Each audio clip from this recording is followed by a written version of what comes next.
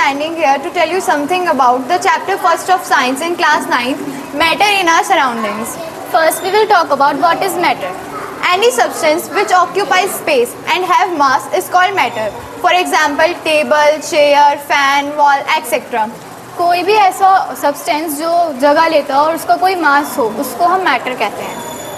And all the matters are made up of small particles. And now we will tell you some characteristics of matter. First, all matters are made up of small particles. These particles are too small that we cannot see them by naked eyes. हमारा जो matter है वो छोटे छोटे particles से मिलकर बना होता है. वो पार्टिकल्स इतने छोटे होते हैं कि हम उन्हें अपनी नॉर्मल आइज से नहीं देख सकते. उन्हें देखने के लिए हमें माइक्रोस्कोप की ज़रूरत पड़ती है. तो particles have space between them. जितने भी पार्टिकल्स होते हैं मैटर के, उनके बीच में कुछ स्पेस होता है जिसको हम वैकेंट स्पेस भी कहते हैं.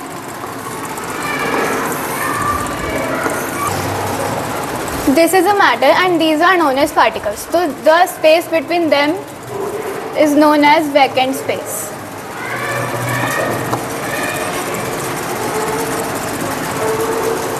Next, all particles of matter are in continuous motion. जितने भी पार्टिकल्स हमारे मैटर में होते हैं वो कंटिन्यूसली मूविंग करते रहते हैं. Particles of matter attract each other. जो इनके ये जो पार्टिकल्स हैं ये एक दूसरे से बहुत ज़्यादा अट्रैक्ट करते हैं.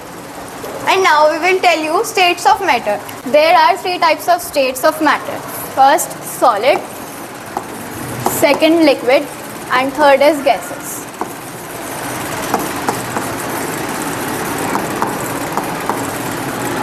First one is solid, second one is liquid, and third one is gas.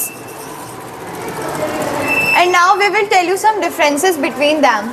Solid, it has fixed shape, size and volume. Solid जैसे कि टेबल, चेयर, फैन, ये सारी चीज़ें हमारे सॉलिड में इंक्लूड होते हैं. और सॉलिड की एक फिक्स शेप होती है, फिक्स साइज होता है और एक फिक्स वॉल्यूम भी होती है. Liquid, it has fix volume but not fix shape and size. Liquid में फिक्स वॉल्यूम तो होती है लेकिन इसकी कोई फिक्स शेप और साइज़ नहीं होती. हम इसे जिस भी शेप के कंटेनर में डालते हैं वो उसी शेप में आ जाता है.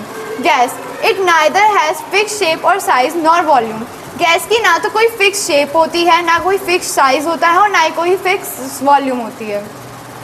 Intermolecular force of attraction is strongest in solids and intermolecular force of attraction is weak in liquids. Intermolecular force of attraction is weakest in gases. मतलब कि जो इंटरमोलिकुलर फोर्स होता है अट्रैक्शन का सॉलिड में बहुत ज़्यादा होता है, स्ट्रांग होता है. और जो इंटरमोलिकुलर फोर्स होता है लिक्विड्स का वो सॉलिड के मुकाबले थोड़ा सा कम होता है. और जो इंटरमोलिकुलर फोर्स होता है गैसेस में वो बहुत ही ज़्यादा वीक होता है. Solid are rigid and non compressible. Solid जो होते हैं वो हार्ड होते हैं और अगर हम उन्हें कंप्रेस करते हैं तो वो कंप्रेस नहीं हो पाते. Liquid are non rigid but compress easily.